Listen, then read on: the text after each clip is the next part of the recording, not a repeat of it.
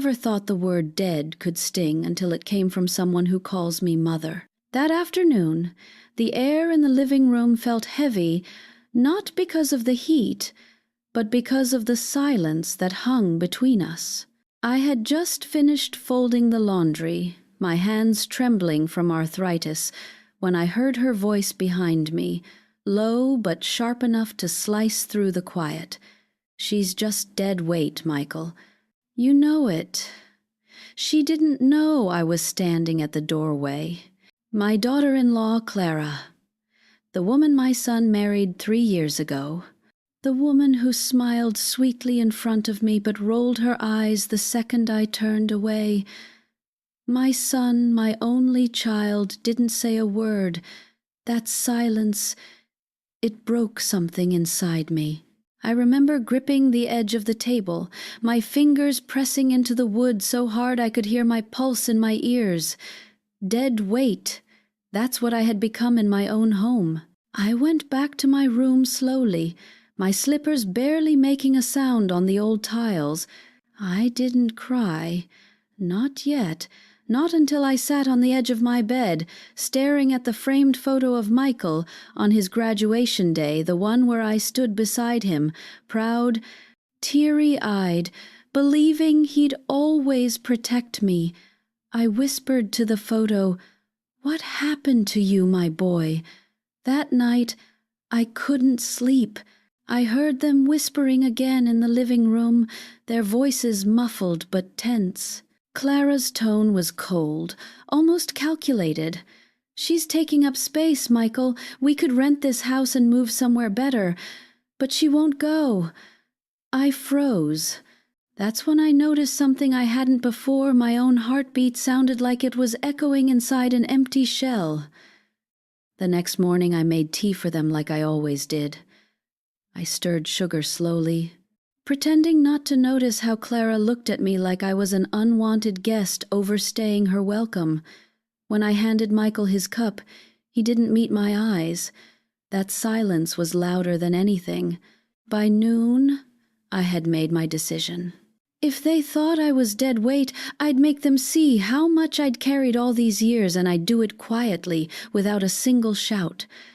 That's when I pulled out the old recorder from the drawer, the same one I used when my late husband used to practice his sermons before Sunday Mass. I checked the batteries, pressed the red button, and whispered to myself, "If truth can't speak for me, this will." From that day on, I started recording everything, the arguments, the whispers, the moments they thought I wasn't listening. I'd hide it behind the flower vase in the kitchen, under the couch, even in the hallway near my room. It started as self-defense proof, maybe in case they ever threw me out. But soon it became my only witness. I recorded Clara making phone calls to someone she called Danny. I heard her laugh softly, saying things that made my stomach twist. "He's clueless, Danny. Totally clueless. Just let me handle him a little longer." She wasn't talking about me. She was talking about my son. Every day I listened to those tapes, I felt my heart aging faster than my body. I stopped eating dinner with them. I started writing notes to myself, tiny pieces of truth I couldn't say aloud. One night, I heard a sound outside my window. Soft footsteps. I thought maybe it was a stray cat, until I saw the shadow. Someone was checking my bedroom door. I held my breath. Then I heard her whisper to him through the crack, "She keeps it in her drawer. I just need the key." The next morning, my drawer was slightly open. My late husband's will and a few of my savings documents were gone. I confronted her gently, with trembling words. "Clara, did you open my drawer?" She smiled, her lips tight. "Oh, Mother, why would I?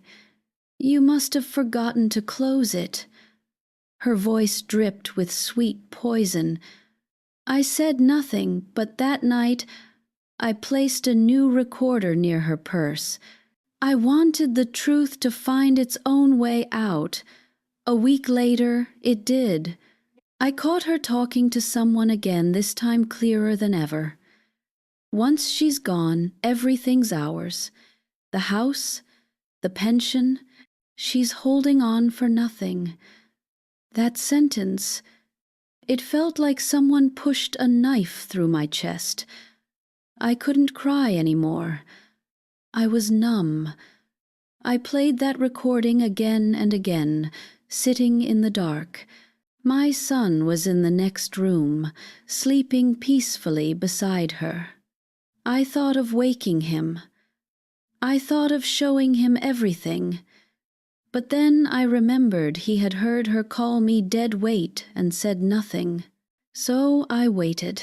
2 days later, I made him breakfast, kissed his cheek, and said I needed to visit my old friend Mary for a few days. He smiled weakly. "Sure, Mom. You deserve a break." He didn't ask where, when, or why. I left that house quietly, but before stepping out, I placed all the recordings, every single one, inside a sealed envelope labeled Truth. I hid it under the loose floorboard near my bed, just like my husband used to hide his savings during hard times. Then I walked out, locking the door behind me. But what I didn't know then was that truth would soon become a weapon far sharper than I ever imagined. Because a week later, my son called me, his voice shaking, his world falling apart. He had found the envelope, and everything after that changed forever.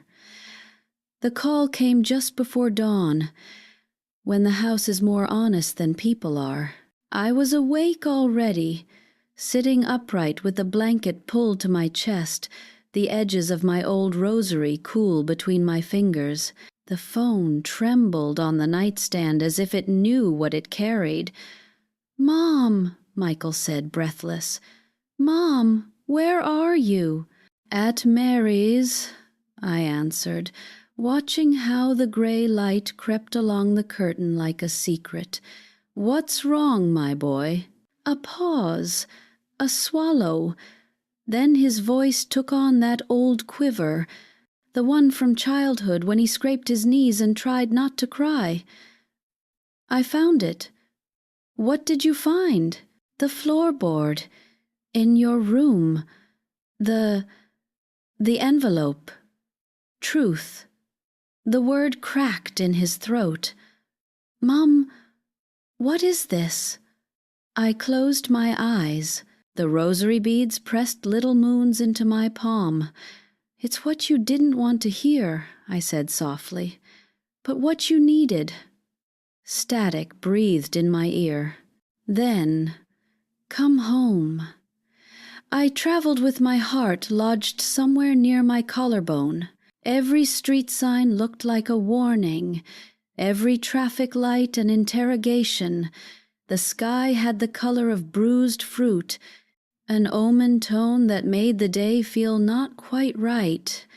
When I stepped out of the rickshaw, my knees sang their old complaint, but I told them we had no time for pain.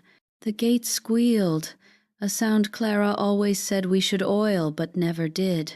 The garden smelled like wet soil and ash. Someone had stubbed a cigarette in my geraniums. Michael opened the door before I reached it.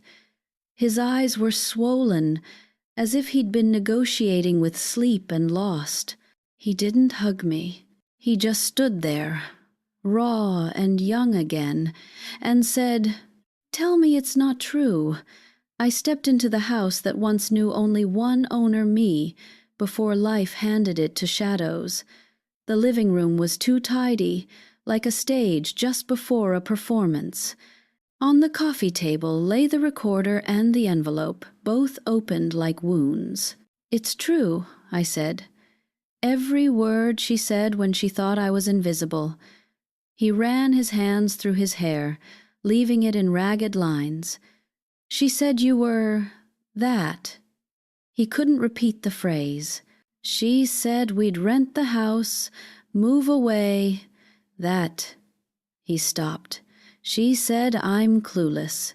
He looked at me then, really looked, and in that look I saw the boy who brought me dandelion crowns and called them gold. Mom, why didn't you tell me? Because you were beside her when she said I was dead weight. I told him gently. And you didn't speak. He flinched like I'd struck him, and I wanted to undo the sentence, pull it back into my mouth before it made its home in his bones. But truth doesn't leave once it settles. He played a recording. Clara's voice spilled into the room, smooth as cream and just as thick. Once she's gone, everything's ours, the house, the pension. She's holding on for nothing. And then laughter the kind that doesn't reach the eyes. Michael clicked pause with a violence that scared me. She can't mean it like that, he said. It sounded like a prayer, too late for the church. Maybe she was angry.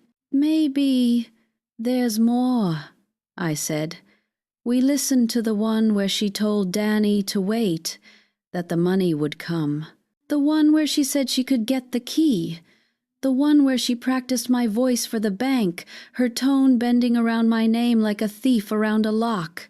Michael's face emptied out bit by bit, like sand leaving a broken hourglass.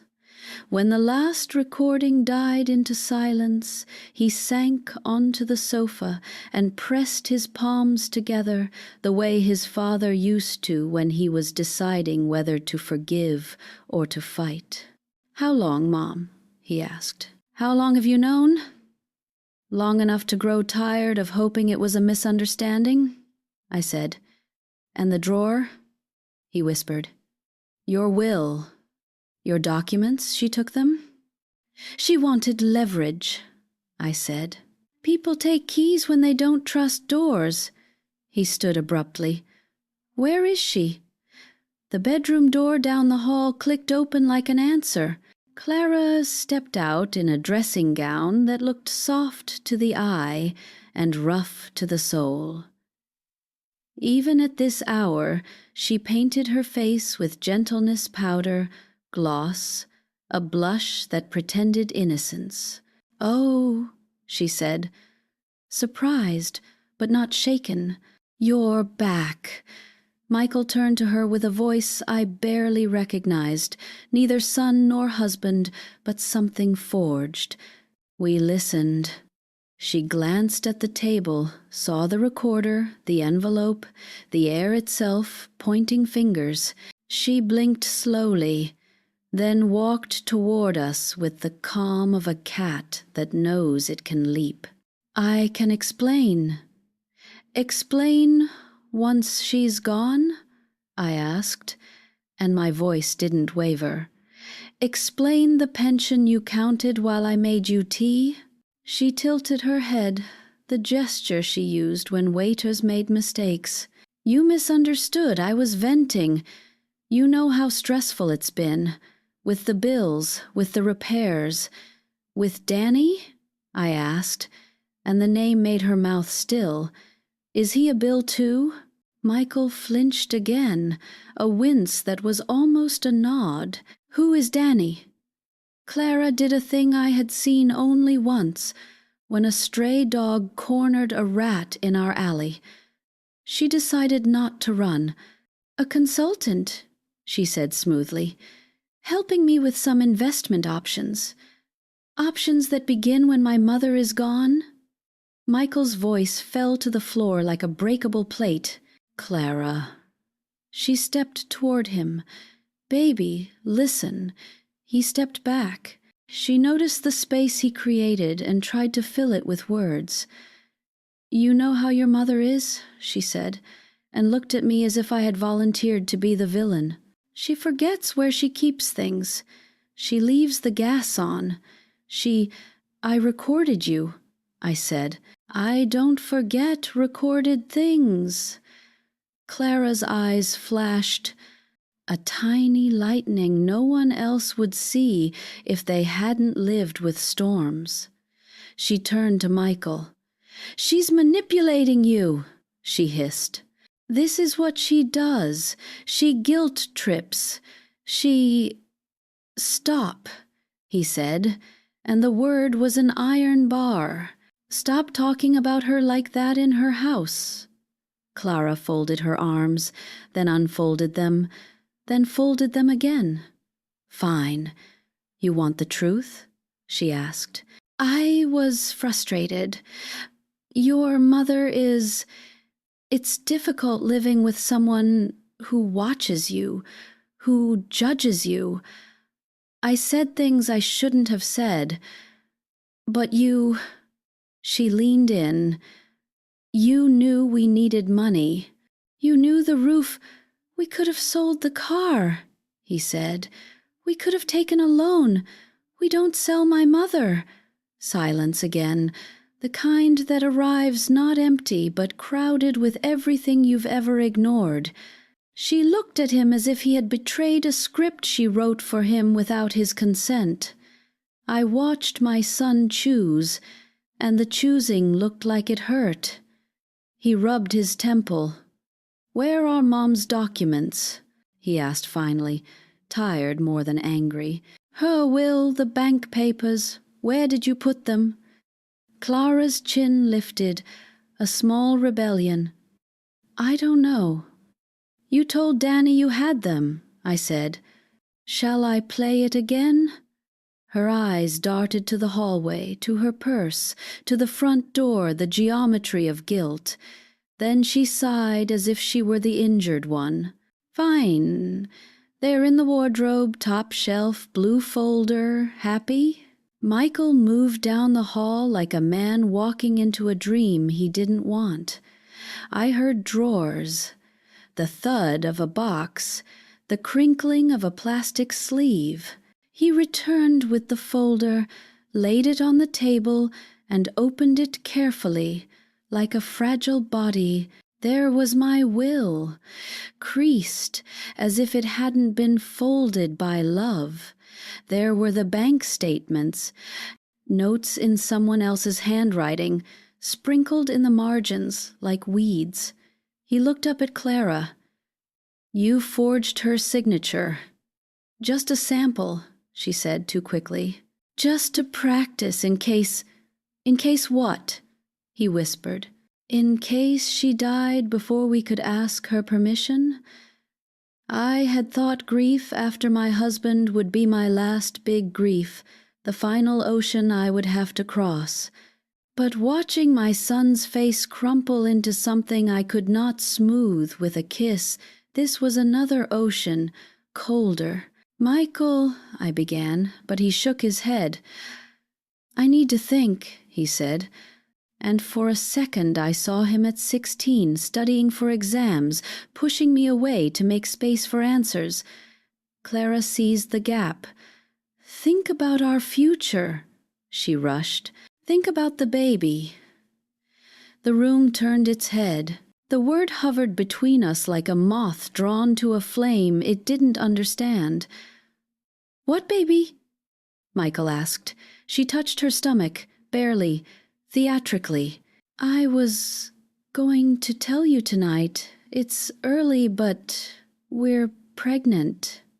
The floor shifted under my feet, old tiles suddenly made of water. Michael stared at her hand, at the gesture rather than the claim. You're lying, he said softly, because he wanted very much for it to be true, and the wanting made him cruel to himself. I'm not, she said, and tears came quick, beautiful, obedient. I'm not. He looked at me, not for permission but for a compass.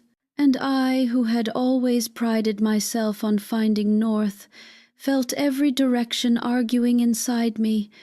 If there was a grandchild, there was a bridge we couldn't burn. If there wasn't, there was a fire we had to set. Show us, I said, and my voice was steadier than my hands. The test. The report. She blinked, offended. I don't have to prove. Then don't say it, Michael cut in. Not now. Her mouth pressed into a petal of anger. You're choosing her over your family. She is my family, he said. You were supposed to be. Clara's face went still, the kind of stillness that hunting animals have before they pounce or retreat. She reached into her purse, pulled out her phone and typed something fast, her thumb like a blade. A message sent. A signal lit. Fine, she said, looking at me as if the conversation were a courtroom and I'd just been convicted. You want war? You'll get it. She moved toward the door. Where are you going? Michael asked. To get fresh air, she said, before I suffocate on martyrdom. The door shut with a neat, polite click. It hurt more than a slam. We stood in the shiver she left behind. Somewhere a tap dripped, a metronome for the moment. She'll come back, I said, though I didn't believe it. Not the old her, anyway, if there had ever been an old her. Michael sank into the chair, the recorder between us like a third witness. I don't know who I married, he said. You'll find out, I answered. The truth doesn't stay quiet. It only waits. He looked at the folder, at the notes, at the plans made without him. I'm sorry, Mum. The words were small but heavy, like coins paid too late. I reached for his hand. There's a lot to be sorry for, but there's more to be saved. A car engine murmured outside, then faded. Somewhere, 2 birds argued in the neem tree. The morning had fully arrived, and with it that hard, clean light that shows every dust and blessing.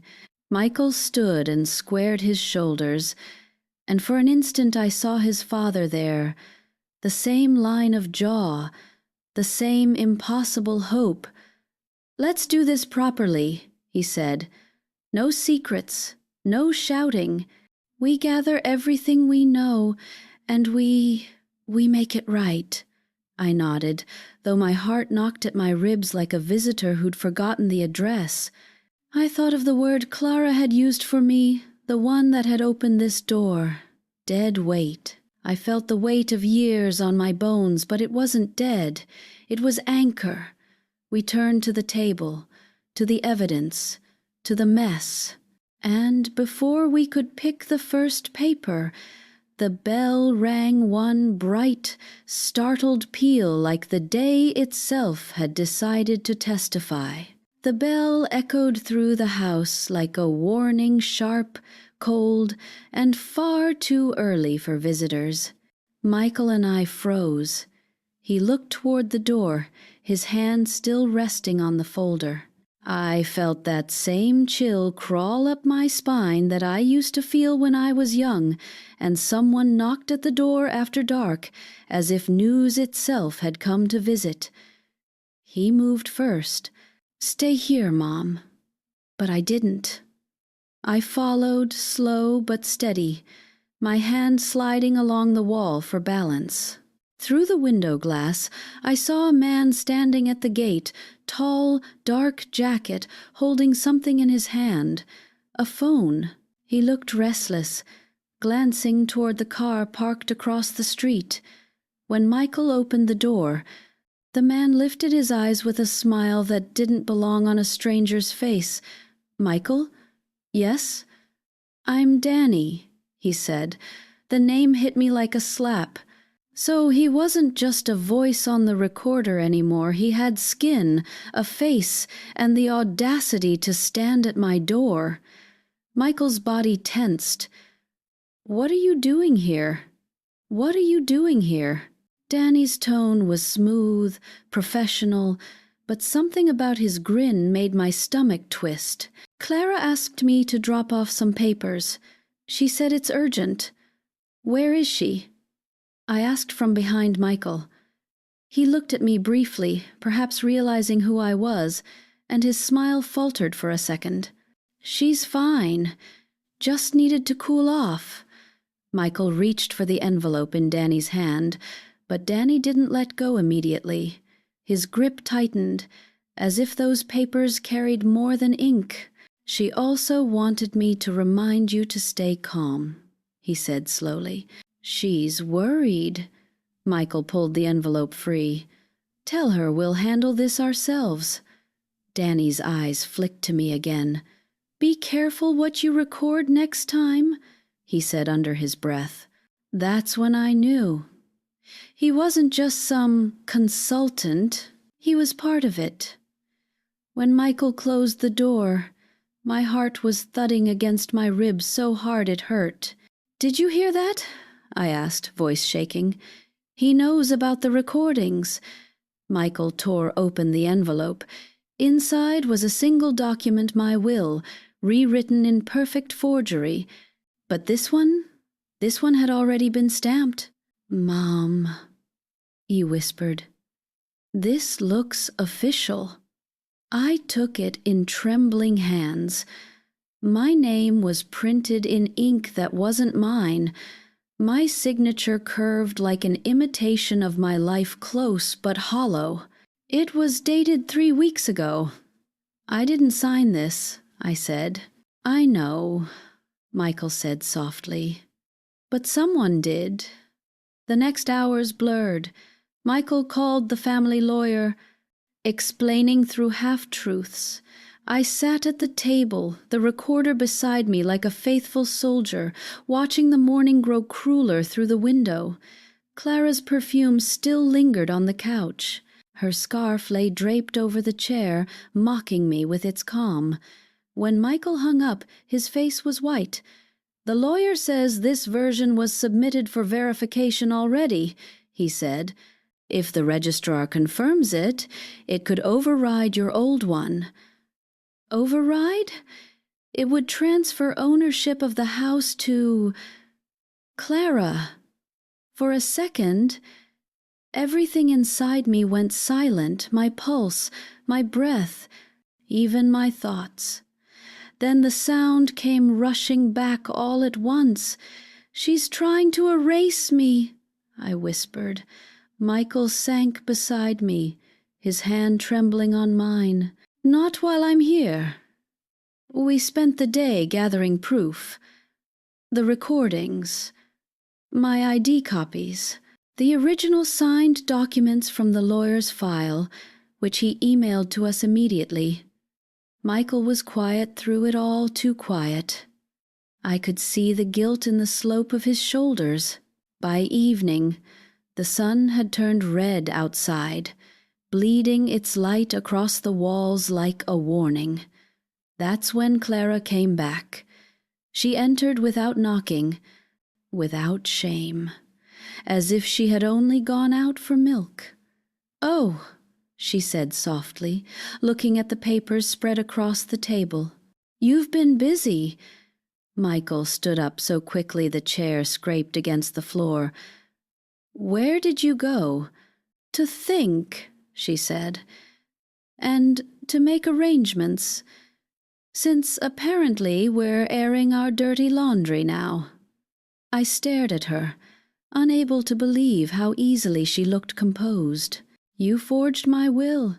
She laughed, actually laughed. Oh, please. I corrected it.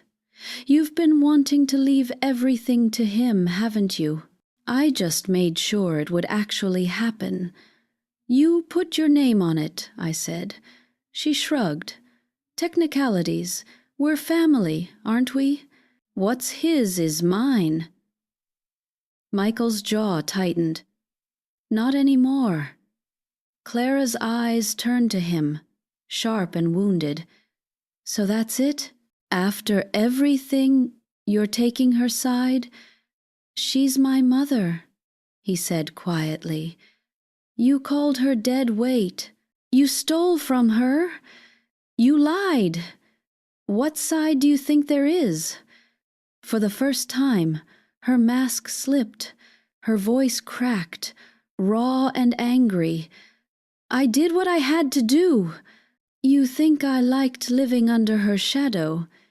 Every morning, her little sighs, her eyes judging me like I wasn't good enough for her son. I never judged you, I said.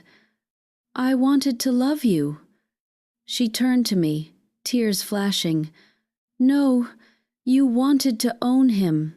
Every decision, every dinner, every plan, you had to be part of it. You raised him to need you forever, and I was the one who had to compete with that. The words hung heavy.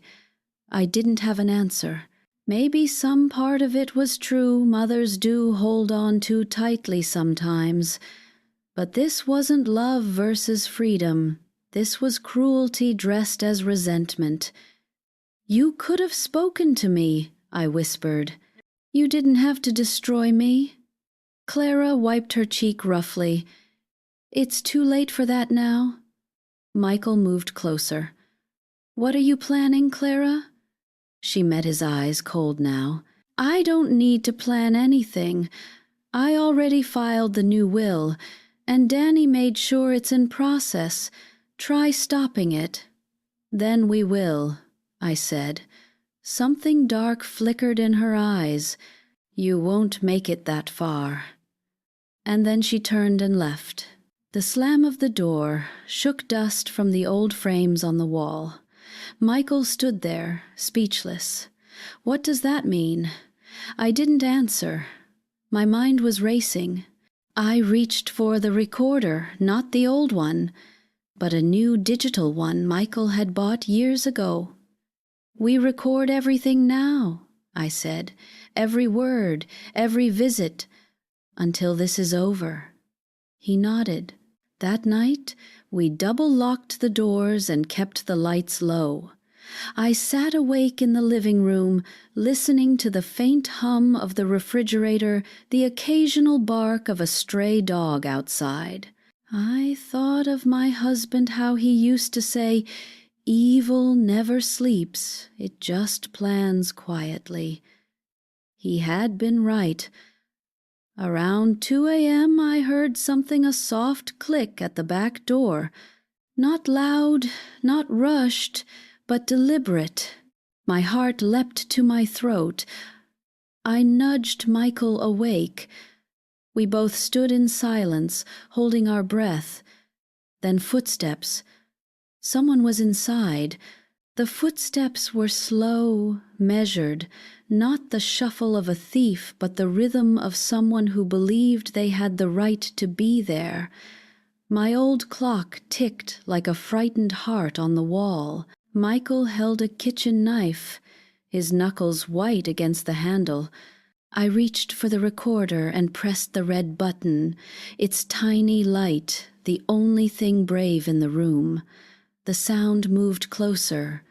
One step, a pause, another step. The back door creaked, the kind of sound that exposes an old hinge and an older secret.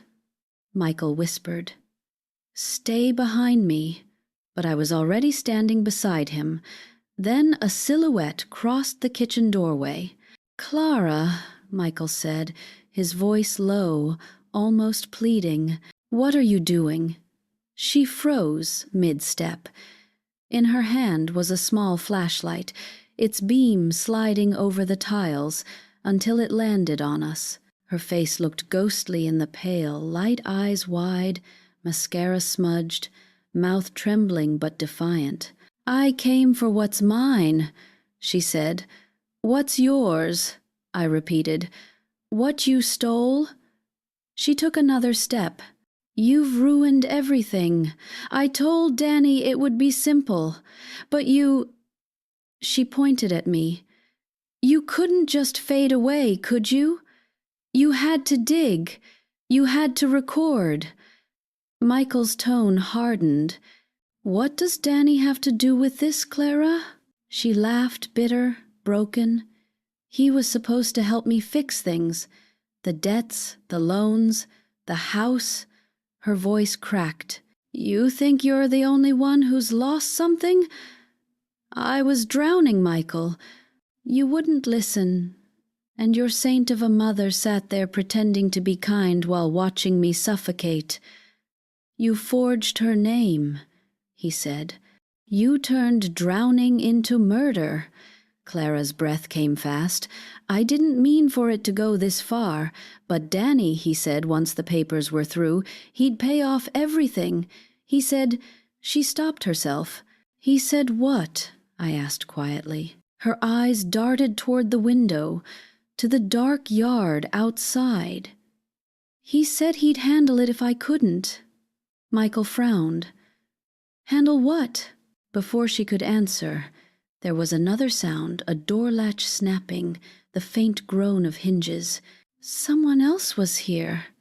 Clara's face went pale. He's not supposed to come now, she whispered. Who? Michael demanded.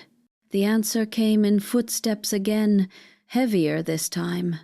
From the hallway appeared Danny, his shirt unbuttoned at the collar, the casual cruelty of someone who had crossed this line before. He looked at Clara, then at us, then at the recorder, glowing red on the table. So, you did record, he said softly. Smart lady. Michael moved in front of me, knife steady. Leave now before I call the police. Danny smiled. Police? Oh, they'll be interested, sure, but not in me. You see, paperwork already says this place belongs to Clara, and Clara's been telling me. He looked at her with mock affection. That her dear mother-in-law's been getting forgetful, maybe dangerous. Left the stove on a few times, wandered off in the night. Dementia, right? Clara shook her head violently. I never said. But he cut her off. You signed the statement. Don't play innocent now. Michael's jaw locked. You used her name? Danny shrugged. She needed help. I'm just good with forms. The room felt smaller, the air thinner. My heart was a fist pounding inside my chest. I took a step forward, my voice shaking but strong. You came for money, didn't you? That's all this ever was. Danny's smile flickered. Money's simpler than people, ma'am. It doesn't pretend to love you. Michael raised the knife higher. Get out! But Danny didn't move. His eyes drifted toward the old cabinet by the wall, the one where I kept the silver box, the last savings from my husband's account. I followed his gaze and understood. He lunged. Michael caught his arm, the two of them crashing into the table. The recorder hit the floor and rolled under the chair, still blinking. Clara screamed. I tried to grab the phone, but my hands shook too much. The fight was fast, clumsy, desperate. I saw Michael's knife fall, skittering under the sofa. Danny's fist caught his jaw. Michael staggered but didn't fall. Michael! I cried. He turned, blood at his lip. But before he could speak, Clara shouted, Stop! Danny! Stop it! Danny froze, breathing hard, his face slick with sweat. You said you wanted out, he hissed at her. You said, I didn't want this, she shouted back. Not like this. Michael straightened, eyes blazing. Then end it now, Clara. Tell the truth. She looked at him, trembling. Her mascara ran down her cheeks in dark rivers. He made me sign the new will. He said if I didn't, he'd expose me to the bank for fraud. Her voice broke into sobs. I didn't know he filed it already. Danny laughed. But there was no humor left. You knew enough. Michael reached for the phone. It's over, Danny. I'm calling the police. Danny took one slow step back, his hand brushing the edge of his jacket. You don't want to do that. And then the faint glint of metal. A gun. Clara gasped. I couldn't breathe. The world narrowed to that small black circle aimed at my son. Danny, she whispered, please don't. He didn't speak. His finger twitched. I did the only thing a mother can do when she sees her child about to vanish before her eyes. I moved. I threw myself between them, my body remembering what courage used to mean. The gun went off. The sound was deafening. A thunderclap trapped inside the room. I fell, the world spinning in streaks of color and light. For a moment, I didn't know if I was dead or dreaming. Then I heard Michael's voice distant, broken, Mom! No! Mom, stay with me! I felt warmth spreading through my side. I tried to speak, but only a whisper came out. It's okay. I'm here. Somewhere above me. Another voice, Clara's, screaming, Danny, what have you done? Then another shot. A crash. Silence. I don't remember the moments that followed, clearly just flashes. Clara kneeling beside me, shaking, blood on her hands that wasn't hers, Michael shouting into the phone for help, the red light of the recorder blinking under the chair, still capturing everything. When I woke again, there were hospital lights above me, too bright, too white. My son's hand was wrapped around mine. His eyes were swollen, his voice hoarse. You're okay, Mom. You're safe. I turned my head slowly. Clara? He hesitated. She's alive. She gave the police everything, the statements, the messages, the recordings. Danny's gone. Gone? He ran when the sirens came. They'll find him. I closed my eyes. The sound of the recorder still echoed in my mind, that little red light, that last witness. I whispered, Don't let the truth die, Michael. He squeezed my hand gently. I won't. I promise. The machines hummed softly around me, like distant prayers. Somewhere deep inside, beneath the pain, I felt a strange peace. Maybe I hadn't been dead weight after all. Maybe I had been the anchor that finally stopped the storm. Hospitals make everything sound slower. Footsteps, whispers, even truth. I stayed there for 6 days, between sleep and memory. Every time I woke, I asked the same question, Has he been found? Every time Michael said, Not yet. But something in his voice told me it wasn't just Danny who had vanished. It was a part of all of us. Clara came on the 7th morning. She entered quietly, her face bare, the weight of sleepless nights stitched under her eyes. For the first time since I'd met her, she looked young, like the frightened girl my son had fallen in love with. Michael tensed when she walked in, but I raised my hand. Let her, I said. She stood by my bedside, clutching a small notebook. I need to tell you both everything, she whispered. Her voice trembled as she began. It started 2 years ago. I took a loan from a man Danny worked for. We were trying to start that boutique, remember? The one you helped me pick a name for? He said he'd handle the paperwork, but he tricked me. The interest kept growing, and when I couldn't pay, He said there were other ways. I watched her fingers clutch the notebook tighter. Danny was his middleman. He started calling me, threatening me. Then one night, he came in person. He said he'd solve it if I helped him with something simple, just one forgery, he said. He'd take care of the rest. I didn't know he meant you. Her tears came fast now, dripping onto the hospital sheet. When I realized what he was planning, I wanted out, but he said he had recordings me talking about money, saying things I didn't mean. He said he'd destroy me, ruin Michael. He said, she swallowed hard.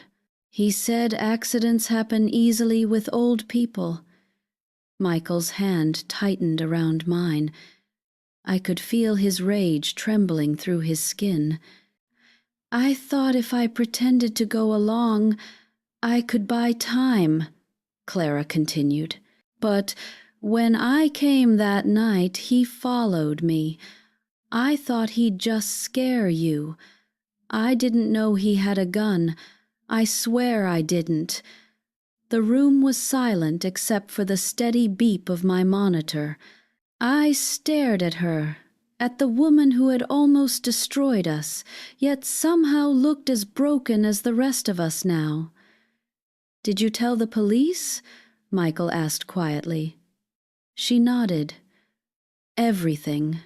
They have the messages, the fake will, even the recordings you made.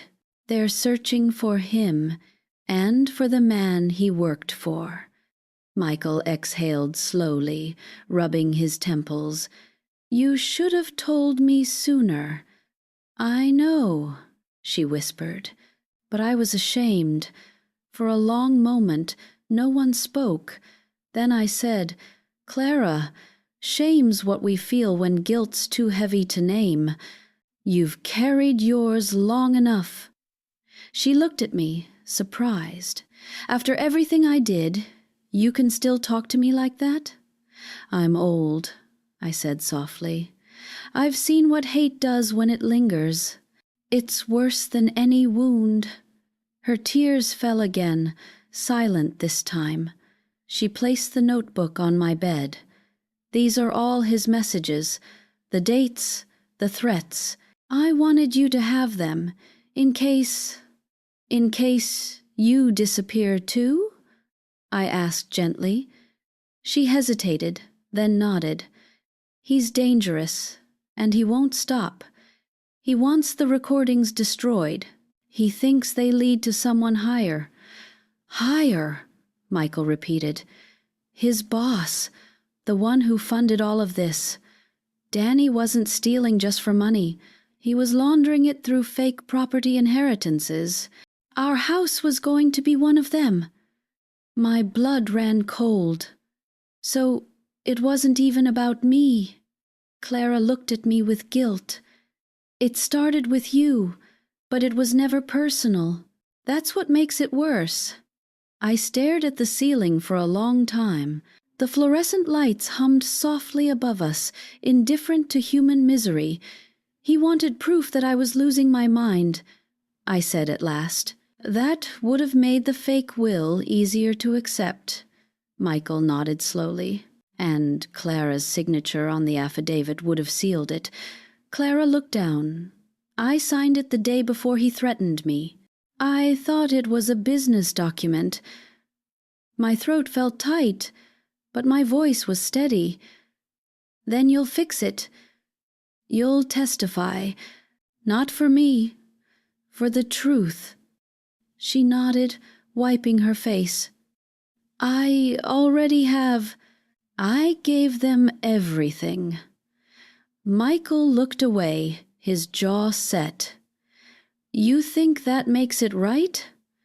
"No," she whispered. "It just makes it done." The days that followed blurred into legal meetings, detective visits, and slow healing. They found Danny's car abandoned by the river, his phone smashed. The man he worked for, a property broker named Sadiq, was arrested 2 weeks later. In his files, they found copies of fake wills, death certificates, and forged ownership documents.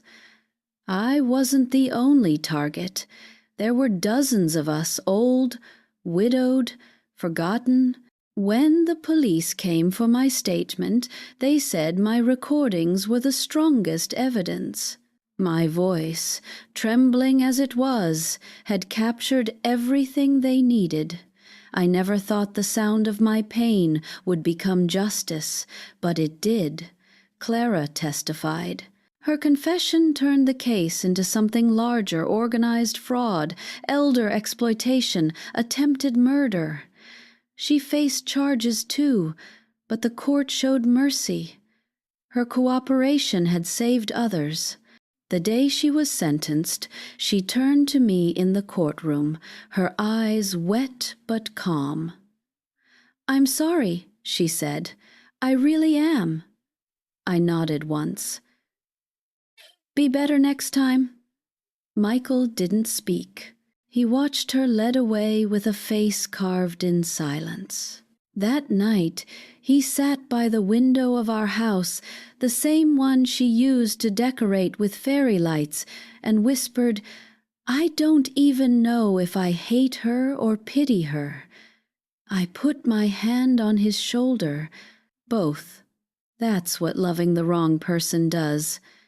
Outside, the streetlights flickered, and the world kept turning, indifferent but forgiving.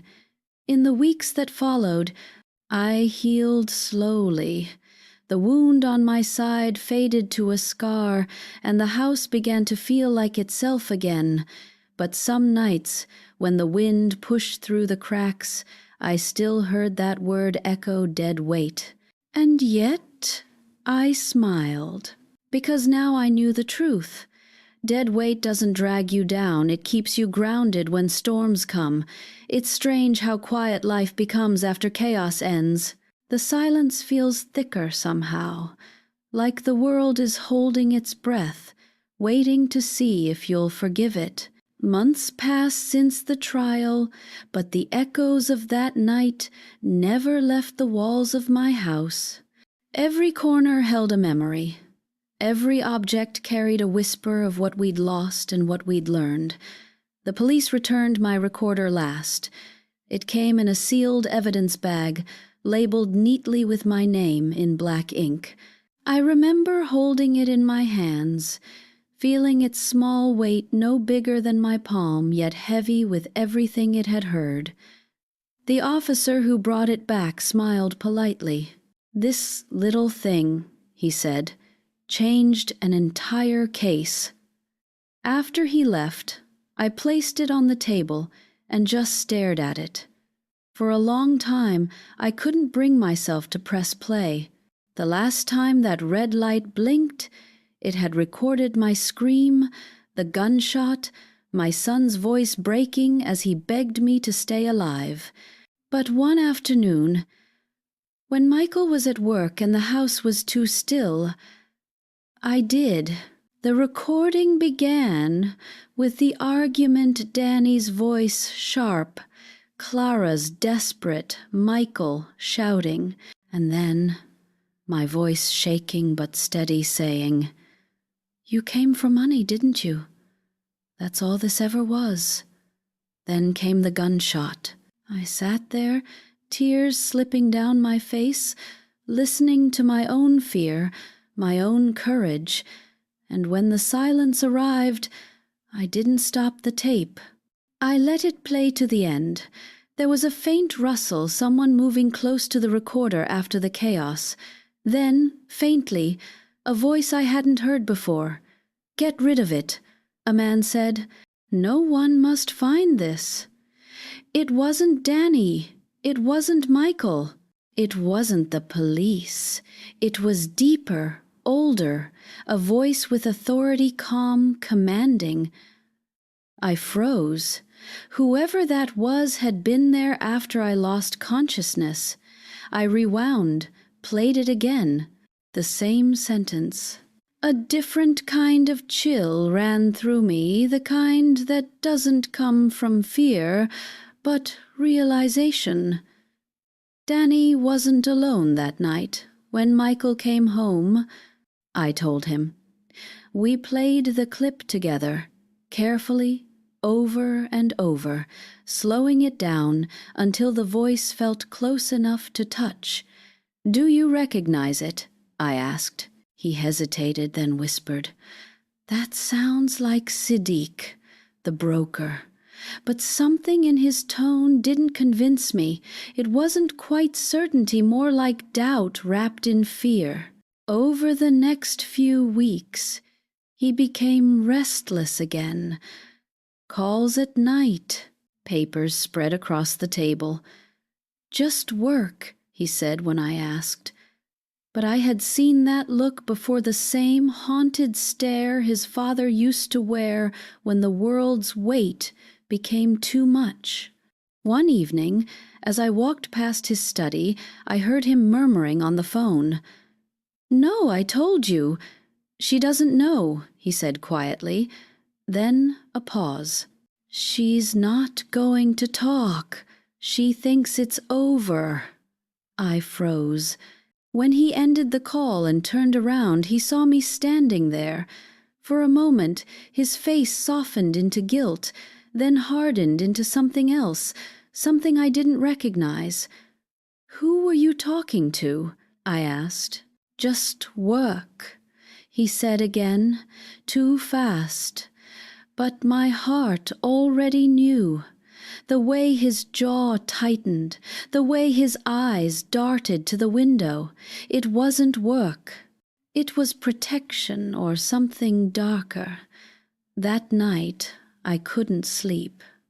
The words on the recording played in my head like a curse.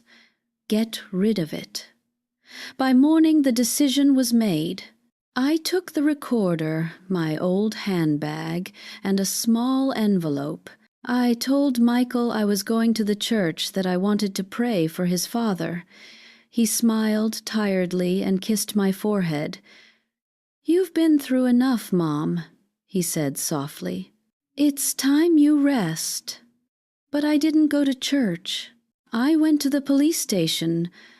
I met the same inspector who had handled our case. I handed him the envelope. Inside was a copy of the recording, the newly found segment. "This wasn't in the original file," I said. "Someone edited it before you got it." He frowned. "Are you sure?" "Yes," I said. "It's a different voice at the end. A man who came after. He took it seriously. Too seriously." Within days, officers visited again, asking Michael for follow-up details. He answered politely, but I saw the panic flicker in his eyes. That night he confronted me. "Why did you do that, Mom?" he demanded. "Because the truth doesn't end just because we want it to," I said quietly. He ran his hands through his hair. Frustrated. "You don't understand. They'll drag us through this again, the interviews, the court, the papers. We can't survive another storm." I looked at him for a long time. "You sound just like Clara." He flinched as if I'd slapped him. "That's not fair." "No," I said softly. "It's true." He stormed out, slamming the door behind him. For a few days, we barely spoke. The silence in the house was worse than any argument. Then, one evening, he came to me with an envelope. "They found him," he said. "Danny?" He nodded. "Dead. Gunshot wound. By the same river where they found his car." I said nothing. There were no tears left for evil that dies. "The police think it was his boss," he continued. "Siddiq's already confessed to ordering the hit." They found the same voice on another recording. I exhaled slowly.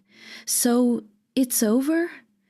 He nodded, but his eyes didn't agree. A week later, after the press had left and the reporters stopped calling, I sat in the living room once more.